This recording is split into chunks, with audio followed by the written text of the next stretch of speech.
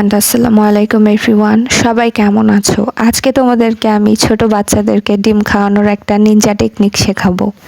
আমার মেয়ে কখনোই সেদ্ধ ডিম খেতে পছন্দ করে না, কিন্তু এই বয়সে ডিম দুধ এইগুলো খাবার না খেলে তো ওদের মেধা বিকাশ হবে না আর ওরা ভালোভাবে লেখাপড়া করতে পারবে না, তাই না?